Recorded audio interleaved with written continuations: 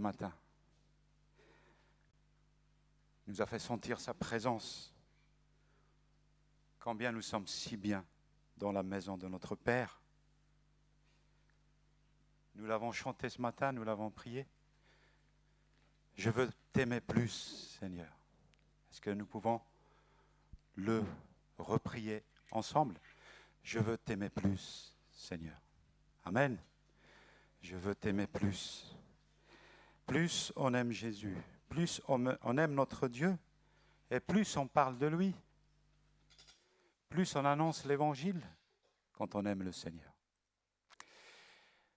Nous avons besoin de nous repentir, de demander pardon au Seigneur, de demander pardon à mon frère, ma sœur, peut-être que j'ai offensé.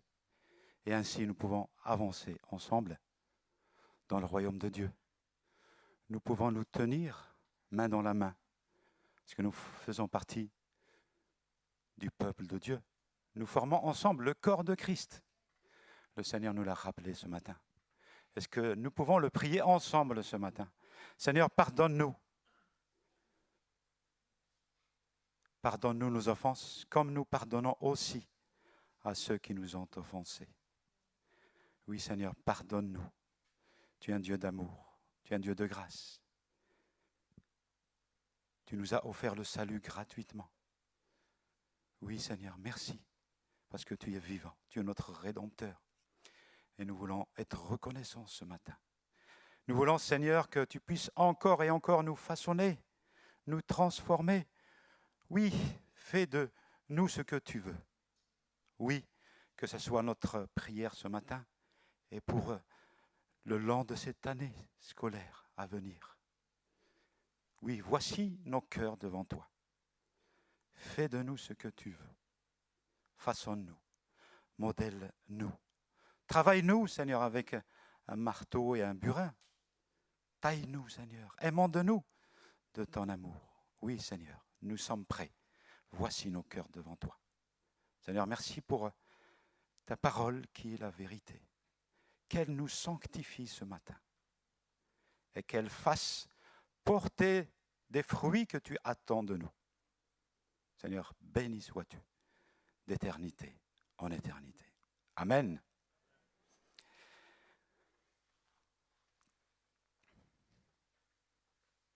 Un plombier avait reçu plusieurs appels téléphoniques de la part d'un pasteur qui lui avait demandé de venir réparer un robinet qui coulait et ne fermait pas chez lui.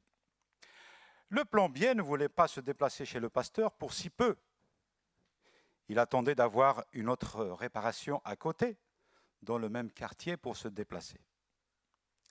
Au bout de 2 mois, le plombier reçut une lettre du pasteur avec seulement un petit mot, une référence biblique. Matthieu 11, 3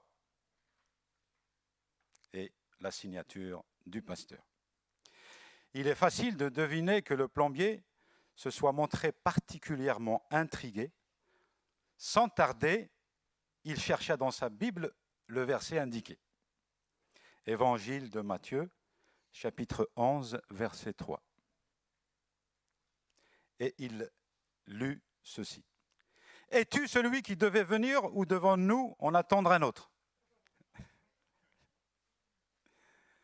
Mais bien aimé, le jour même, le robinet du pasteur fut réparé. La question posée dans ce verset est bien sûr celle de Jean-Baptiste, emprisonné. Et donc cette question adressée à Jésus par le moyen de ses disciples. Et Jésus qui répondait donc à Jean-Baptiste, « Allez rapporter à Jean ce que vous entendez et ce que vous voyez. Les aveugles voient, les boiteux marchent, les lépreux sont purifiés, les sourds entendent, les morts ressuscitent, et la bonne nouvelle est annoncée aux pauvres. » Amen. Christ est celui qui nous donne la victoire sur l'ennemi de nos âmes quand nous sommes attaqués, quand nous sommes tentés. Il est celui qui nous fortifie. Nous pouvons puiser nos forces en lui. Amen. Nous allons voir donc 2 versets ce matin dans le chapitre 16 de la première épître aux Corinthiens. Vous savez, donc la première épître aux Corinthiens, donc elle est placée juste après l'épître aux Romains. C'est la deuxième plus longue lettre, donc après l'épître aux Romains. C'est pour ça qu'elle est placée juste après donc Romains. Il y a 16 chapitres, et dans les premiers chapitres, donc du premier chapitre jusqu'au chapitre 14, l'apôtre Paul adresse des reproches et des corrections à cette destinataire. Pourquoi? Parce que il manquait d'amour, il plaçait la sagesse humaine avant la sagesse de Dieu. Il y a eu donc des procès entre les chrétiens, etc., etc. Ils n'ont pas compris ce que c'est que le mariage. Et donc, Paul leur adresse donc des reproches et des corrections. Et bien sûr, au chapitre 13, ce merveilleux chapitre sur l'amour, cet hymne à l'amour. Ainsi donc, Paul leur adresse ces corrections, mais avec un amour sincère. Au chapitre 15, là, nous voyons que l'apôtre Paul corrige leur théologie. Ces Corinthiens n'avaient rien compris au sujet de la résurrection des morts. Ils ne croyaient pas à la résurrection des morts. Et là, donc, Paul aussi leur adresse la vraie théologie. Et donc, dans ce chapitre 16, nous allons regarder ensemble les versets 13 et 14. Lisons donc 1 Corinthiens 16, 13 à 14. Veillez, demeurez fermes dans la foi. Soyez des hommes, fortifiez-vous. Que tout ce que vous faites se fasse avec amour. Amen. Soyez des hommes. Nous allons voir ce que c'est. Ce que veut dire donc cette phrase. Mais bien aimés, ces deux versets résument en quelque sorte toute cette première lettre aux Corinthiens. Donc là, l'apôtre Paul leur adresse non pas des recommandations, mais des ordres. Parce qu'en grec, ce sont 5 verbes donc à l'impératif. Voyons donc ce premier ordre, veiller. Ce verbe français traduit donc ce verbe grec qui a le sens de être éveillé, surveiller, être vigilant. Ces Corinthiens ne veillaient pas, ils n'étaient pas vigilants, ils ont baissé la garde, ils ont laissé leur ancienne vie reprendre le dessus. Ils étaient infidèles à Dieu. Au chapitre 11, ils s'enivrent de vin quand ils prennent la Sainte Seine. Nous le voyons dans ce chapitre 11 de la première lettre aux Corinthiens. Ils ont remplacé la parole de Dieu par la sagesse humaine au chapitre 1 et 2. Apollos était là, donc il prêchait, il avait donc une bonne parole, il prêchait bien. Et l'apôtre Paul leur dit, le plus important c'est la parole de Dieu. Ce n'est pas la sagesse humaine, c'est la parole de Dieu. Ils sont divisés, il y a des procès. Certains se livrent à la débauche, à l'homosexualité. Ils n'ont rien compris au sujet du mariage, du célibat. Et aussi, au chapitre 12 et au chapitre 14, ils ont mal compris l'utilisation de leurs dons spirituels. Et l'apôtre Paul aussi les reprend là aussi. Et il manque d'amour. Là, nous voyons bien ce chapitre 13, ce merveilleux chapitre 13, donc qui parle de l'amour de Dieu, qui excuse tout, qui supporte tout. Mais bien aimés, 3 choses importantes pour lesquelles nous devons veiller. Premièrement, nous devons être en garde contre l'ennemi de nos âmes, Satan. Nous devons apprendre les ruses du diable qui attaque par la convoitise de la chair, la convoitise des yeux et l'orgueil de la vie. Satan n'a pas changé de stratégie d'attaque depuis le début. Déjà, au Jardin d'Éden, c'était les mêmes ruses. Donc, Genèse 3, versets 2 à 6. La femme répondit au serpent, « Nous mangeons du fruit des arbres du jardin. Mais quant au fruit de l'arbre qui est au milieu du jardin, Dieu a dit, vous n'en mangerez point et vous n'y toucherez point, de peur que vous ne mouriez. Alors le serpent dit à la femme, vous ne mourrez point, mais Dieu sait que le jour où vous en mangerez, vos yeux s'ouvriront, et que vous serez comme Dieu, connaissant le bien et le mal. La femme vit que l'arbre était bon à manger et agréable à la vue, et il était précieux pour ouvrir l'intelligence. Elle prit de son fruit et en mangea. Voilà, donc là, Satan a attaqué directement. Donc comment il a attaqué? Eh bien, la femme a vu que cet arbre était bon à manger. La convoitise de la chair. Il était agréable à la vue. La convoitise des yeux. Quand nous voyons des choses dans ce monde, nous sommes attirés. La chair, bien sûr, vous connaissez ce que c'est.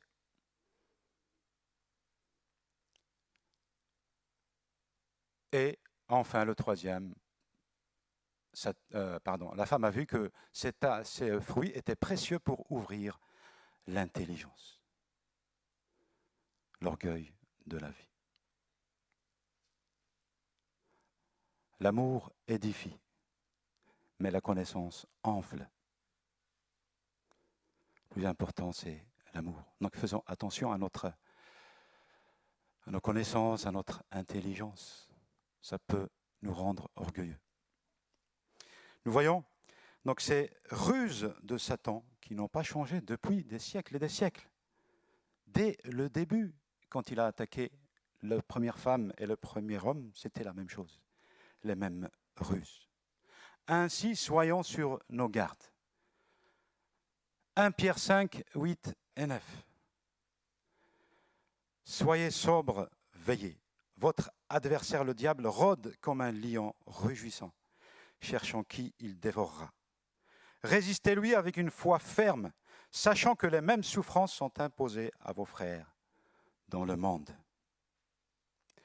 Nous devons donc être en garde contre la tentation. Cherchons l'aide du Seigneur dans la prière et soyons vigilants. Deuxième chose, c'est veillons contre l'intelligence. Donc, premièrement, veillons contre la tentation du diable. Deuxièmement, veillons contre l'indifférence. Par définition, celui qui est indifférent ou apathique est insensible et ne peut donc veiller. Dans le livre de l'Apocalypse, au chapitre 3, l'église de Sardes est indifférente à la volonté de Dieu.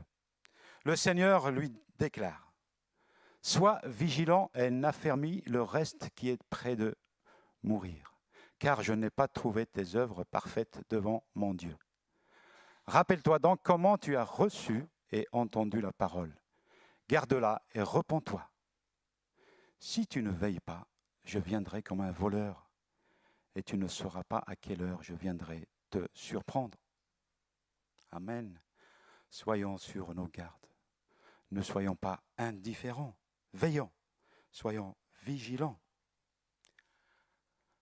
Troisième chose, pour veiller, donc il faut veiller contre les faux enseignements sur Christ. Il y a beaucoup de sectes et beaucoup de mouvements religieux qui enseignent de fausses doctrines sur Christ. Et le Nouveau Testament fait beaucoup de mise en garde. Un enseignement digne du message de l'Évangile doit cadrer avec la Bible. Cet enseignement doit s'adapter avec la parole de Dieu qu'on trouve dans la Bible. Et comment nous veillons? Eh bien, en priant, en méditant la parole de Dieu que nous avons entre les mains.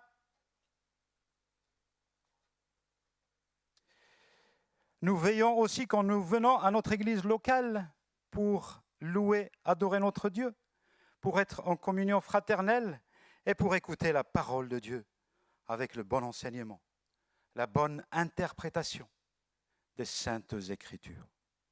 Amen. Ainsi que nous veillons. Nous veillons quand nous obéissons à Christ. et à sa parole. Et les chrétiens devraient aussi veiller sur le retour certain de Christ. Le jour du Seigneur viendra comme un voleur. Soyons donc vigilants. Soyons toujours prêts, car nous ne savons pas quel jour notre Seigneur reviendra. Seul le Père céleste connaît le jour et l'heure. Nous ne savons pas. Ça, c'est le premier ordre donné donc par Paul à ses destinataires. Le second ordre, dans ce chapitre 16, demeurer ferme dans la foi, c'est-à-dire être solidement fondé sur l'Évangile, être fermement attaché à Christ. La foi dont parle Paul ici est la confiance en Jésus, la foi en Jésus, mais aussi, ça veut dire le contenu de la foi, c'est-à-dire le contenu de la vérité de l'Évangile. En d'autres termes, c'est la saine doctrine de la parole de Dieu. Comment nous pouvons voir ce contenu de la foi? Paul résume ce contenu dans cette même épître au chapitre 15. Il dit ceci, versets 1 à 4. « Je vous rappelle, frères, l'évangile que je vous ai annoncé, que vous avez reçu, dans lequel vous avez persévéré, par lequel vous êtes sauvés, si vous le retenez dans les termes où je vous l'ai annoncé. » Il faut le retenir dans les termes. Ne rien changer. Autrement, vous auriez cru en vain. Je vous ai enseigné avant tout, comme je l'avais aussi reçu, que Christ est mort pour nos péchés, selon les Écritures.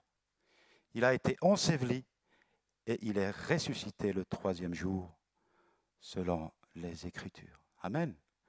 Voici le résumé simple du contenu de notre foi. Christ, le Messie, a été annoncé dans l'Ancien Testament. Il devait venir. Et il est venu.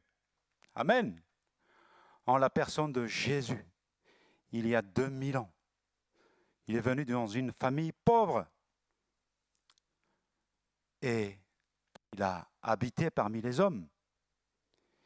Il a vécu une vie sans péché. Et il est mort. Pourquoi? Pour nous offrir le pardon, le salut gratuitement. Et 3 jours après, il est ressuscité. Il est monté au ciel et il est assis à la droite de Dieu. Voilà le résumé de l'Évangile. Voilà le contenu de la foi. Amen.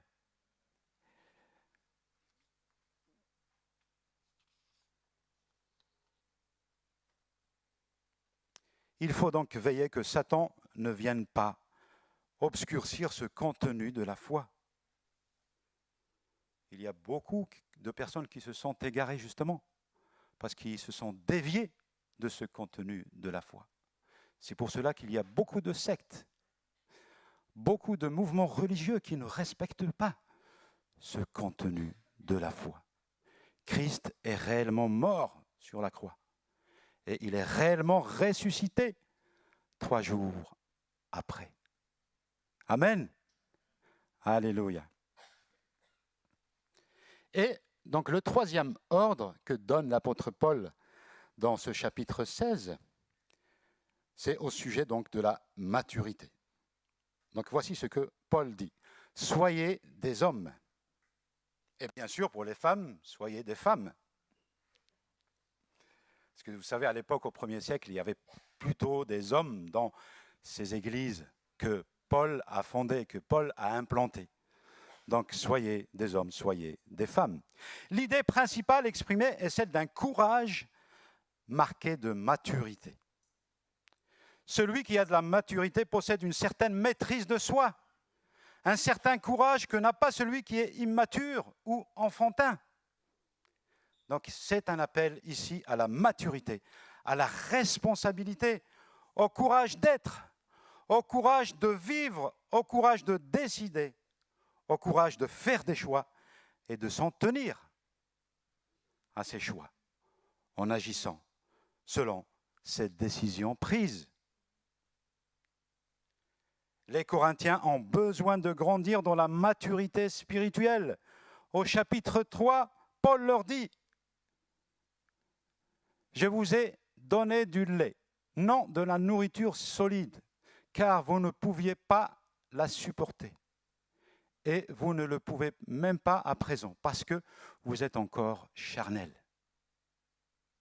En effet, puisqu'il y a parmi vous de la jalousie et des disputes, n'êtes-vous pas charnel et ne marchez pas selon l'homme ?»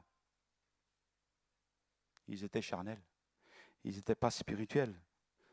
C'est pour cela que Paul leur prêchait la base de l'Évangile.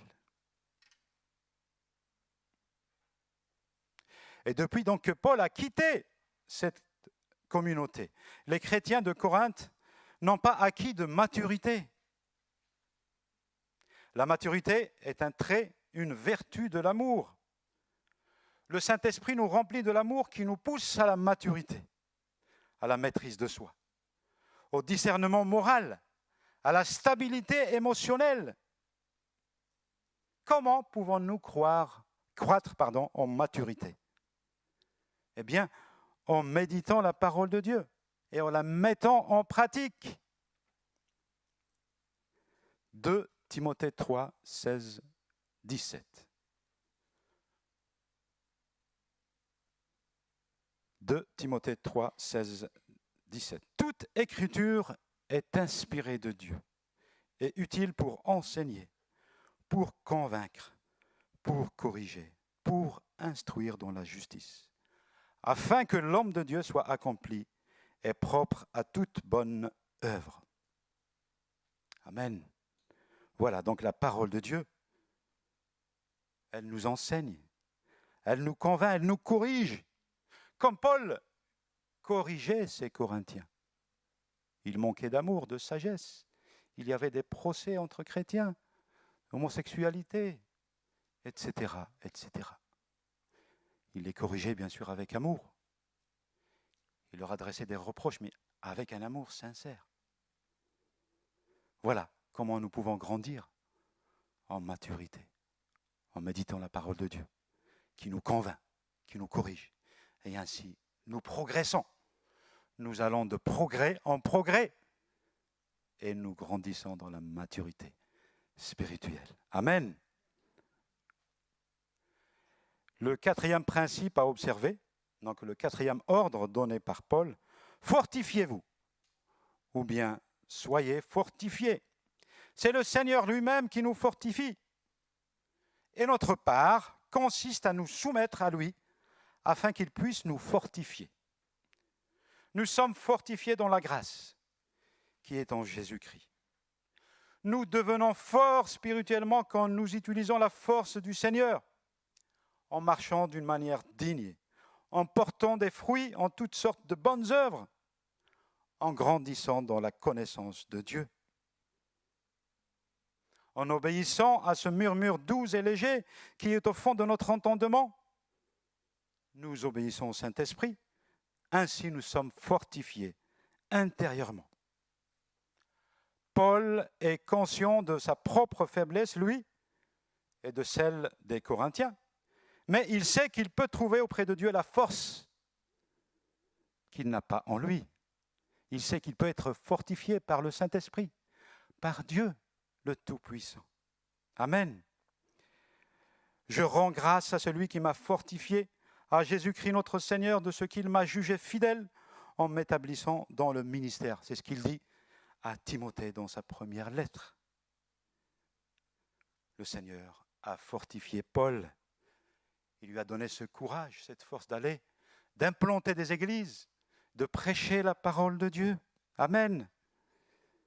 Et d'écrire des lettres qui nous sont parvenues jusqu'à nous aujourd'hui, que nous avons dans la Bible. Christ est celui qui fortifie. Mais cela ne veut pas dire que le croyant reste passif. Non. Ce dernier cherche la force que Dieu donne, simplement, en priant, en lisant la parole de Dieu et en marchant dans l'obéissance. Parfois nous trébuchons, bien sûr, nous sommes humains, nous restons humains, mais le Seigneur nous corrige et nous progressons et nous grandissons en maturité. Le Seigneur est là. Il nous tient la main. Il nous l'a rappelé ce matin pendant ce temps de louange. Nous avons senti sa présence, son amour. Et il veut nous faire grandir dans la connaissance de Dieu. Amen. Et enfin, donc Paul termine ses commandements par un 5e ordre, qui est aussi important. Que tout ce que vous faites se fasse avec amour. Amen. Le Seigneur nous l'a encore rappelé ce matin. Cet amour qui est important. Dieu est amour. Nous l'avons ici affiché. Nous allons voir donc ce verset tout à l'heure. Cet amour, quand Paul dit que tout ce que vous faites se fasse avec amour, donc cet amour ici implique à la fois l'amour de Dieu et aussi l'amour du prochain. Mes bien-aimés, l'amour est vraiment le remède face aux difficultés dans nos églises. Amen. L'amour est le remède face aux difficultés dans nos églises. Il n'y a pas d'église parfaite ici-bas sur terre. Quand nous serons avec le Seigneur, nous serons parfaits. Nous serons avec lui. Nous le verrons face à face. Eh oui, nous allons voir le Seigneur un jour. Mais nous sommes encore ici-bas sur terre. Et il n'y a pas d'église parfaite ici-bas sur terre. Nous restons des humains. Quand on aime, on pardonne. On porte nos frères et sœurs dans la prière. On les soutient. Quand on aime aussi, on demande pardon. Quand on aime, on est patient avec les frères et sœurs. Quand on aime, on marche dans la vérité. On ne dissimule pas, on ne cache pas. Quand on aime, on fait passer les besoins des autres avant les nôtres. La connaissance enfle, mais l'amour édifie. Amen. L'amour supporte tout. Il excuse tout. Il ne s'enfle point d'orgueil. Qu'est-ce qui nous empêche d'aimer les autres? N'est-ce pas parfois l'amour de soi qui fait obstacle à l'amour du prochain? C'est tout simple, mes bien-aimés. Quand j'aime Dieu, j'aime aussi mon frère et ma sœur en Christ. Pourquoi? Parce que Dieu nous aime tous. Il nous aime d'un même amour. Il n'aime pas l'un plus que l'autre. Il ne m'aime pas plus que toi, mon frère, ma sœur. Il ne t'aime pas plus que moi. C'est le même amour qu'il a déversé pour nous tous. Et puisque le Seigneur aime mon frère et ma sœur, et moi j'aime Dieu, donc je dois aimer mon frère, ma sœur. C'est tout simple. C'est le même amour. Voilà, c'est tout simple. Mon frère, ma sœur. L'amour est la vertu dont les Corinthiens avaient le plus besoin. Et ils manquaient cruellement de cette charité. Sinon, Paul n'aurait pas écrit cette lettre.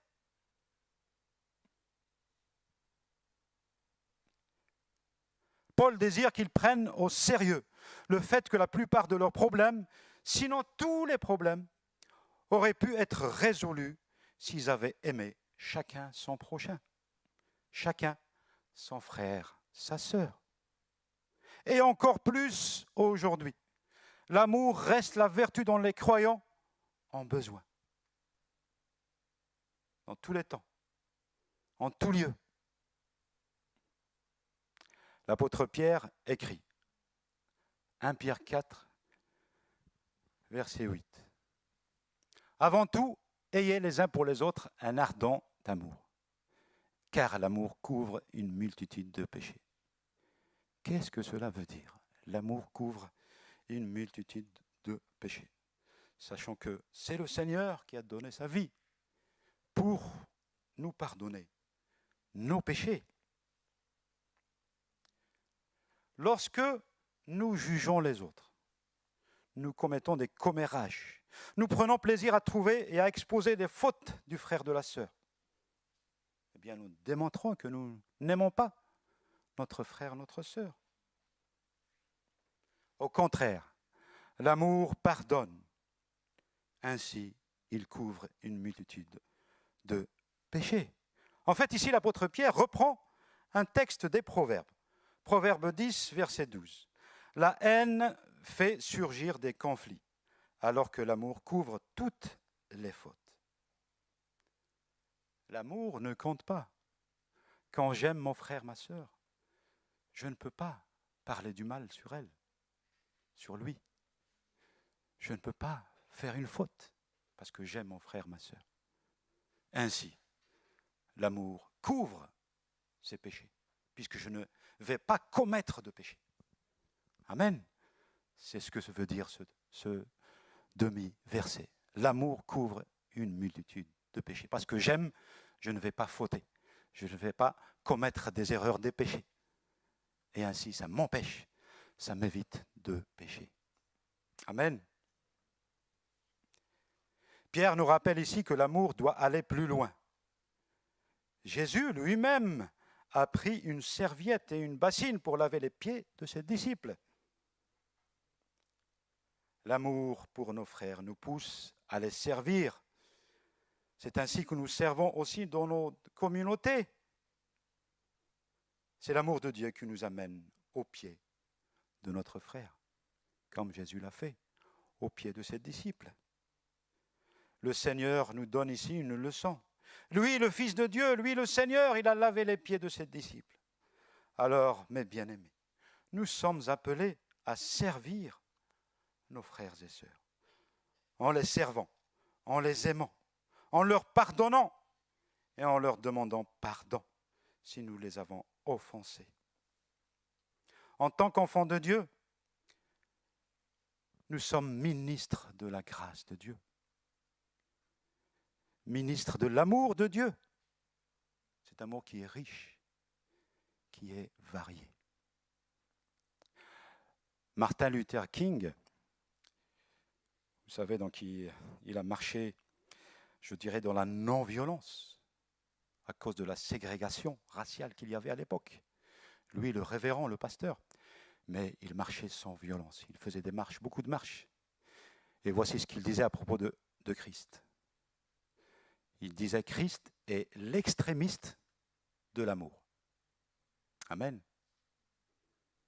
L'amour de Dieu est fort, puissant, sans limite, incommensurable. L'extrémiste, Jésus l'extrémiste, Christ l'extrémiste de l'amour. L'amour de Dieu est riche et varié. Aimer son prochain, aimer son frère, sa sœur. Oui, vous me direz, c'est plus facile à dire qu'à faire. Mais laissez-moi vous dire une chose. Le Seigneur qui vit en nous par son Saint-Esprit est le même que celui qui a ressuscité Christ d'entre les morts. Alors, mes bien-aimés, contemplant la croix, regardant à l'œuvre de Jésus, quelle démonstration d'amour!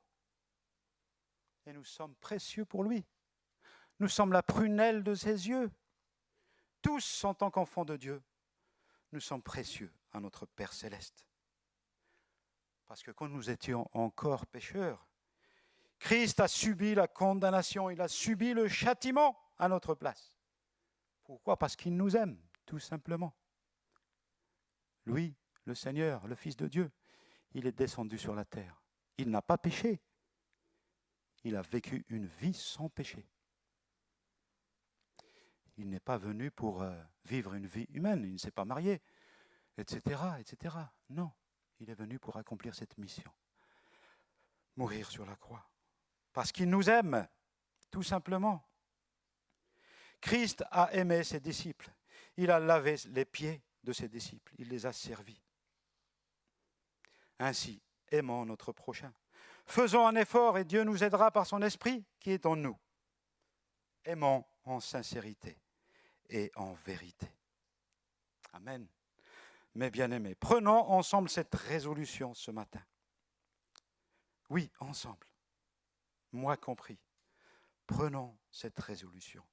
Aimons en vérité et en sincérité. Je sais que Nous aimons le Seigneur. Vous aimez le Seigneur. Il y a beaucoup qui sont venus ce matin. Ils ont bravé les consignes sanitaires, etc. Ils sont venus dans la maison du Père parce qu'ils aiment le Seigneur. Il y en a qui ont fait beaucoup de kilomètres, plus de 100 kilomètres, pour venir à la maison du Père, pour adorer, louer Dieu, pour entendre la parole de Dieu. Nous aimons le Seigneur. Alors aimons notre prochain en vérité, en sincérité. Amen. Nous avons lu un texte de Paul dans 1 Corinthiens 16 à propos de l'amour. Nous avons lu un texte de Pierre, celui-là, à propos de l'amour. Lisons maintenant un autre texte de la part d'un autre apôtre de Christ. Il s'agit donc de Jean. Regardons ensemble ce que dit Jean dans la première de Jean au chapitre 4. C'est là que nous voyons justement ce verset qui est affiché. Dieu est amour, c'est au verset 8, la deuxième partie. Bien-aimés, aimons-nous les uns les autres, car l'amour est de Dieu. Et quiconque aime est né de Dieu et connaît Dieu. Celui qui n'aime pas n'a pas connu Dieu, car Dieu est amour. Amen.